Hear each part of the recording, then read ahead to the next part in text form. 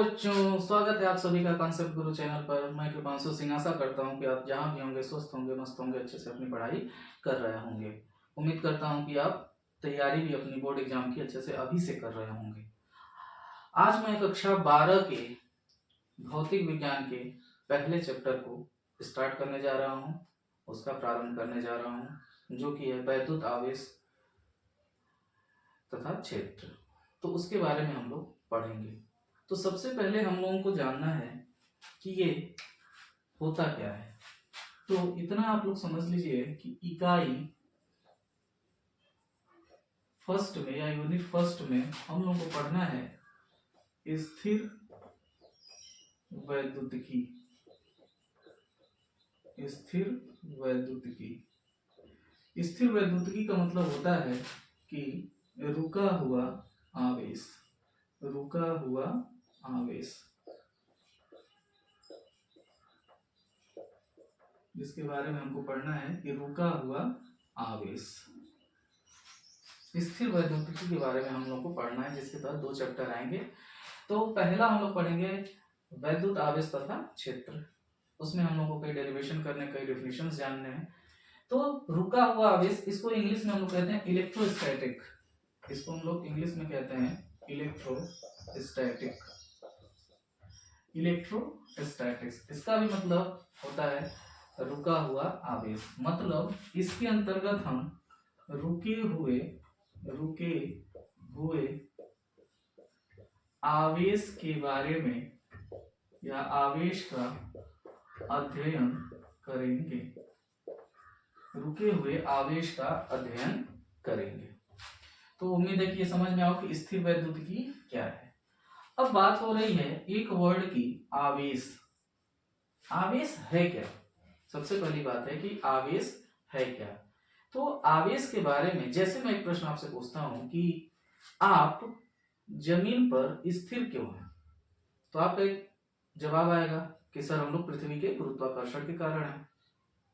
मतलब कि पृथ्वी ने कोई एक ऐसा गुरुत्वीय क्षेत्र उत्पन्न कर रखा है अपने चारों तरफ कि जिस भी वस्तु में द्रव्यमान है वो उससे क्या हो रही है? प्रभावित हो रही है। मतलब उसके गुरुत्वाकर्षण बल से प्रभावित हो रही है। मतलब कि किसी भी वस्तु में अगर द्रव्यमान है तो गुरुत्वाकर्षण बल का अनुभव करेगा। दूसरी बात, पृथ्वी भी गुरुत्वाकर्षण बल क्यों उत्पन्न कर पा रही है? क्योंकि पृथ्वी के अंदर भी क्या है? द्रव्यमान है। तो कहा जा सकता है कि द्रव्यमान किसी वस्तु का एक ऐसा गुण है, द्रव्यमान किसी वस्तु का एक ऐसा गुण है जिसके कारण वह बल उत्पन्न कर सकती है या उस बल का अनुभव कर सकती है। उम्मीद है कि आपको एग्जाम्पल छोटा सा समझ में आया होगा। तो एक चीज और भी है कि आवेश जो है द्रव्यमान से ही उत्पन्न होता है। अगर किसी वस्तु में द्रव्यमान नहीं है तो आवेश उत्पन्न नहीं होगा। उम्मीद है कि आपको एग्जाम्पल समझ में आया होगा। उसी तरह आवेश भी क्या है कि किसी वस्तु का एक ऐसा भौतिक गुणधर्म है। आवेश किसी वस्तु का एक ऐसा भौतिक गुणधर्म है जिसके कारण वह वैद्युत क्षेत्र तथा चुंबकीय क्षेत्र उत्पन्न कर सकती है। कहा जा सकता है कि मैं यहाँ पे लिख भी दे रहा हूं इस चीज को कि आवेश का डिफिनेशन, आवेश किसी वस्तु का एक ऐसा गुणधर्म है जिसके कारण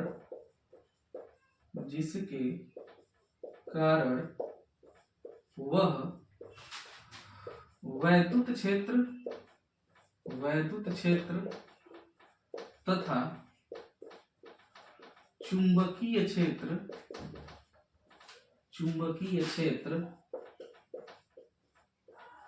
उत्पन्न कर सकता है या उनके प्रभाव को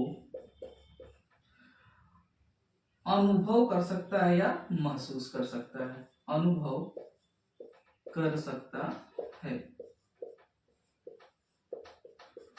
कि आवेश जो है किसी वस्तु का एक ऐसा भौतिक गुणधर्म है जिसके कारण वह वैद्युत क्षेत्र और चुंबकीय क्षेत्र उत्पन्न कर सकता है या उसके प्रभाव का अनुभव कर सकता है, फील कर सकता है, महसूस कर सकता है। तो उम्मीद है कि आपको आवेश के बारे में छोटा सा डेफिनेशन ही है, लेकिन मैं रटा डेफिनेशन नहीं आपको बता रहा हूँ, हम डेफिनेशन बनाते हैं और डेफिनेशन बना करके यहाँ बताया गया है, आपके नंबर इससे नहीं कटने वाले हैं। तो आवेश क्या है? आवेश किसी वस्तु का एक ऐसा गुणधर्म है, यहाँ एक वर्ड और जोड़ लीजिए, एक ऐसा भौतिक गुणधर्म है, क्योंकि आप साइंस पढ़ रहे हैं, भौतिक गुणधर्म है, साइंस में भी आप फिजिक्स पढ़ रहे हैं, तो भौतिक गुणधर्म है जिसके कारण वह वैद्युत क्षेत्र तथा चुंबकीय क्षेत्र उत्पन्न कर सकता है या उनके प्रभाव को अनुभव कर सकता है। तो उम्मीद है कि आपको डेफिनेशन जरूर समझ में आया होगा। और बेटा आवेश के प्रकार कितने होते हैं, अब आपको बताने हैं आवेश के प्रकार। तो आवेश के प्रकार हम लोग जानते हैं कि एक होता है धनात्मक आवेश या पॉजिटिव कह सकते हो आप, धनात्मक आवेश, और दूसरा क्या हो सकता है? ऋणात्मक आवेश, ऋणात्मक आवेश। तो आवेश के कितने प्रकार? धनात्मक आवेश और ऋणात्मक आवेश। अब हम लोग बात करेंगे आवेश की संकल्पना, मतलब आवेश दो प्रकार के अभी आपने जाना कि धनात्मक और ऋणात्मक, तो कब धनात्मक होगा कब ऋणात्मक होगा ये कैसे पता चला, तो इसके बारे में हम लोग आज पढ़ेंगे। तो फर्स्टली तो ये जान लीजिए कि मैं इलेक्ट्रॉनों का स्थानांतरण ही आवेश का उत्पत्ति है। तो कैसे है उसकी संकल्पना हम लोग देखते हैं कि सभी लोग जानते हैं कि परमाणु के अंदर नाभिक होता है, नाभिक में प्रोटॉन और न्यूट्रॉन होते हैं, इलेक्ट्रॉन बेटा इसके चारों ओर क्या करते हैं? चक्कर लगाते रहते हैं, सभी लोगों को आपको पता ही होगा ये चीजें। दूसरी बात कि इलेक्ट्रॉन पर जो आवेश होता है वो होता है माइनस में 1.6 गुणे 10⁻⁻19, और प्रोटॉन पे भी वही आवेश होता है लेकिन पॉजिटिव में होता है 10⁻19। लेकिन जो इलेक्ट्रॉन का बेटा द्रव्यमान होता है जिसको हम लोग यमी लिख देते हैं, यमी से तो 9.1 इंटू 10⁻31 kg ये होता है द्रव्यमान उसका, और प्रोटॉन का जो द्रव्यमान होता है वो 1837 गुना इलेक्ट्रॉन के द्रव्यमान से होता है। मतलब कि जो प्रोटॉन का द्रव्यमान है वो इलेक्ट्रॉन के द्रव्यमान से भी 1837 गुना है। मतलब कि प्रोटॉन बहुत भारी है। जब कोई चीज भारी है तो यहां से वहां जाने में उसको दिक्कत भी हो सकती है, लॉजिकली भी आप उस चीज को समझ सकते हो। दूसरी बात कि जो ये प्रोटॉन और न्यूट्रॉन जो नाभिक में है ये एक नाभिकीय बल से बंधे होते हैं, ये एक नाभिकीय बल से बंधे होते हैं जिसके कारण ये नाभिक से टूट ही नहीं सकता है। समझ में आई बात?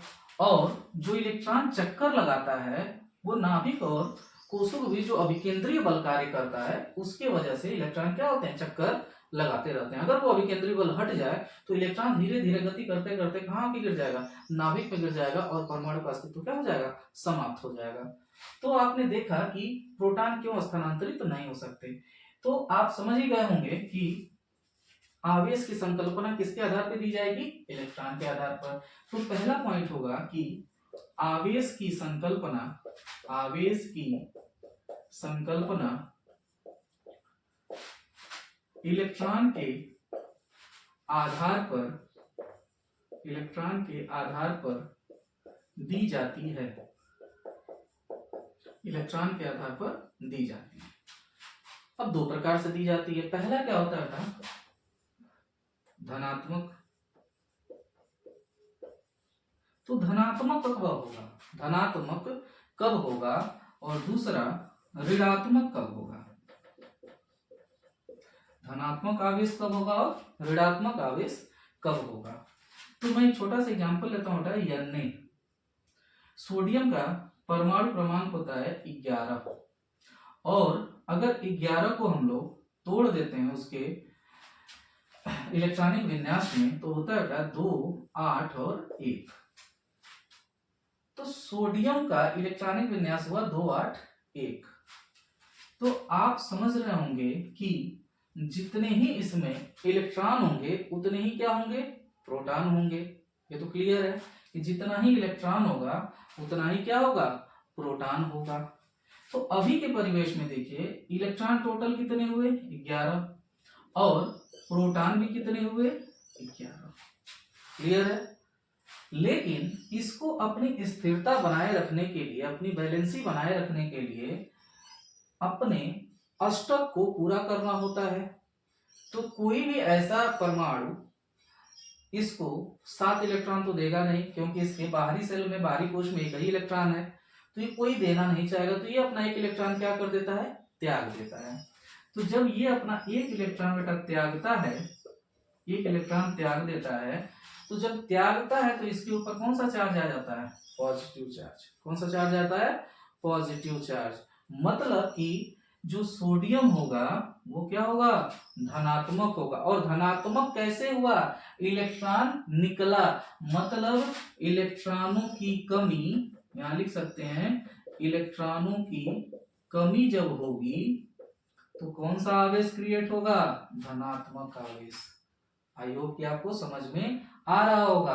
और आप इससे भी समझ सकते हैं कि जब यहाँ पे निकला है तो इलेक्ट्रॉन बच्चा कितना है, 2, 8, केवल 10 ही रह जाएगा। लेकिन प्रोटॉन तो बेटा अभी भी 11 ही रहेगा, क्योंकि निकलता कौन है, इलेक्ट्रॉन निकलता है, प्रोटॉन नहीं निकलता है। तो आप देख रहे होंगे कि इलेक्ट्रॉनों की संख्या में क्या आई है, यहाँ पर कमी आई है। इलेक्ट्रॉनों की संख्या में क्या आई है, कमी आई है। 11 थे तो कितने हो गए, 10 हो गए। तो एक इलेक्ट्रॉन क्या हो गया, बाहर निकल गया।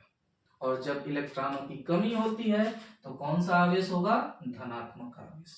उम्मीद है कि आपको ये समझाने का तरीका कुछ ना कुछ जरूर समझ में आ रहा होगा। अभी मैं नया हूं इस चैनल पर, तो हो सकता है कि मुझसे भी अच्छे अच्छे लोग समझाने वाले होंगे, लेकिन मैं पूरी कोशिश करूंगा कि आपको अपने तरीके से उस चीज को समझा सकूं। अब ऋणात्मक आवेश बच्चा कैसे होगा, हम लोग देते हैं क्लोरीन को, जिसका परमाणु क्रमांक बेटा होता है 17। अगर हम इसका इलेक्ट्रॉनिक विन्यास करते हैं तो इलेक्ट्रॉनों की संख्या अगर देखा जाए तो इसमें 2, 8, 7 होगा, ऐसा ही होता है। तो इलेक्ट्रॉन कितने हो गए, 17, और प्रोटॉन भी कितने हो गए, 17। अभी के केस में यही है। तो आप देख रहे होंगे कि इसको अपना ऑक्टेट पूरा करने के लिए, अष्टक पूरा करने के लिए कितने इलेक्ट्रॉन की जरूरत है, एक इलेक्ट्रॉन की जरूरत है। तो ये इलेक्ट्रॉन लेना चाहेगा, देना तो चाहेगा नहीं, क्योंकि इसके 7 इलेक्ट्रॉन ऑलरेडी इसके पास पड़े हुए हैं, तो देना नहीं चाहेगा, ये लेना ही किसी से चाहेगा। तो क्लोरीन क्या होगा, एक इलेक्ट्रॉन किसी से लेगा। क्लोरीन क्या करेगा, एक इलेक्ट्रॉन किसी से ग्रहण करेगा। और जब ग्रहण करेगा तो क्लोरीन पे बच्चा, जब हम किसी से लेते हैं कोई चीज तो उधारी लेते हैं, तो उधारी लेते हैं मतलब हमारे ऊपर कर्ज होता है, कर्ज मतलब ऋण। तो ऋण क्या हो जाएगा, Cl पे कौन सा चार्ज आ जाएगा, माइनस का चार्ज आ जाएगा। अब देखिए यहाँ पे इलेक्ट्रॉनों की संख्या कितनी हो गई, अब यहाँ देख रहे होंगे यहाँ 17 था ना, तो इलेक्ट्रॉनों की संख्या यहाँ पे आप बता सकते हैं कितनी होगी, एक, क्योंकि एक इलेक्ट्रॉन क्या हुआ और ये ग्रहण कर लिया, तो इसका कितना इलेक्ट्रॉन हो जाएगा, 18। ये 17 ही रहेगा और ये क्या हो जाएगा, 18। ये तो प्रोटॉन 17 ही रहेगा, लेकिन इलेक्ट्रॉन क्या हो जाएगा, 18 हो जाएगा। समझ में आया। तो आप देख रहे होंगे इलेक्ट्रॉनों का स्थानांतरण ही क्या है, धनात्मक और ऋणात्मक आवेश उत्पन्न करने का जरिया है। तो देखिए जब ये ग्रहण किया तो इसके ऊपर कौन सा चार्ज आया, माइनस, मतलब लिया है, मतलब इलेक्ट्रॉनों की अधिकता, कमी नहीं। इलेक्ट्रॉन क्या हो गए, पहले 17 थे, अब कितना हो गए, 18।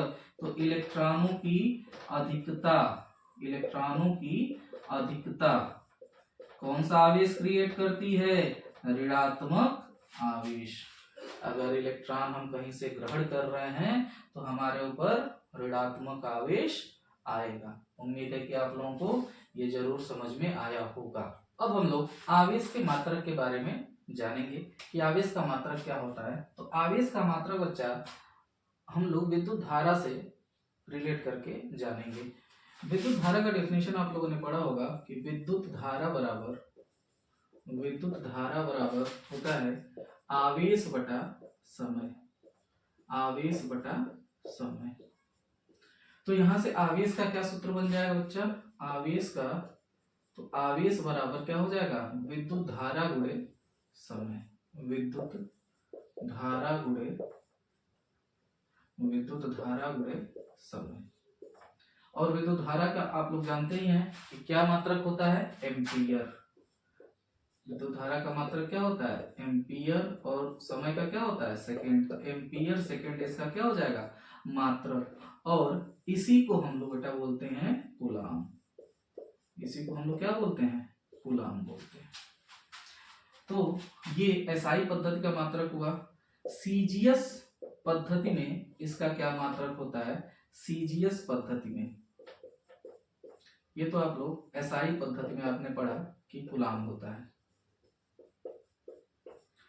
सीजीएस पद्धति में क्या होता है कि स्टेट कूलाम बोलते हैं हम लोग। स्टेट कूलाम, उसका एक अन्य मात्रक होता है सीजीएस पद्धति में स्टेट कूलाम। तो इसका होता है 1 कूलाम में 3 गुणे 10 के पावर 9 स्टेट कूलाम होता है। 3 गुणे 10 के पावर 9 स्टेट कूलाम होता है। ये आप लोग जान ही रहे होंगे कि 1 कूलाम बराबर 3 गुणे 10 के पावर 9 स्टेट कूलाम होता है। ये पद्धति होती है ESU, इसको बोला जाता है इलेक्ट्रोस्टैटिक यूनिट। इसका फुल फॉर्म होता है बेटा इलेक्ट्रोस्टैटिक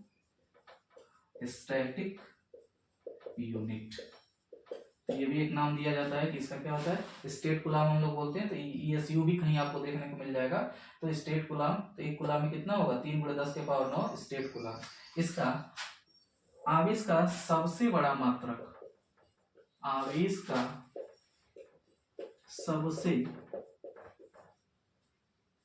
सबसे बड़ा मात्रक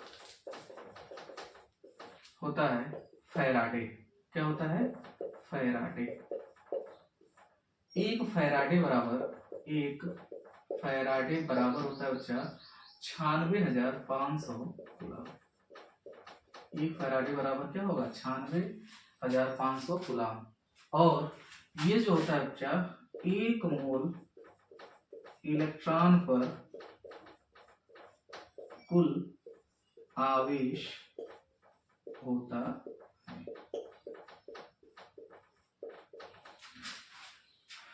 उम्मीद है कि आप लोगों को यहाँ तक अच्छे से समझ में आ गया होगा। आज मैं बेसिक चीजों को मैंने आवेश के बारे में आपको बता दिया कि आवेश होता क्या है, आवेश कितने प्रकार के होते हैं, आवेश की संकल्पना कैसे हुई और आवेश का मात्रक। उम्मीद है कि आप लोगों को जरूर समझ में आएगा। हो सकता है कि मुझसे जो अच्छे लोग पढ़ाने वाले हैं वो आप लोग किसी और तरीके से डिजिटल बोर्ड पे और अच्छे समझाते होंगे, लेकिन मेरा जो समझाने का तरीका है, मुझे उम्मीद है कि आप लोग को नहीं 100% तो जरूर 60% 70% जरूर समझ में आएगा। तो बच्चा मुझे भी समय दीजिए, मैं आप लोगों को आपके दिमाग में इतना अच्छे से घुसा दूंगा कि आप लोग बोर्ड एग्जाम में सबसे बेटर नंबर ला सकते हैं। तो अगर ये वीडियो आपको पसंद आई हो तो लाइक करें, सब्सक्राइब करें, शेयर करें अपने दोस्तों के बीच में। जितना ही आप लाइक करोगे चैनल को उतना ही ग्रोथ मिलेगा, उतना ही मोटिवेशन मिलेगा। और कक्षा 12 की अब शुरुआत हो चुकी है। आज मैंने आवेश का बेसिक कॉन्सेप्ट आप लोगों को क्लियर कर दिया है। कल से मैं डेरिवेशन पे चलता हूँ, उत्पत्ति पे चलूंगा, किस नियम पे कैसे उत्पत्ति हुआ, आप लोगों को एक एक डेरिवेशन डेली मैं अब बताता चलूंगा। तो जय हिंद, धन्यवाद।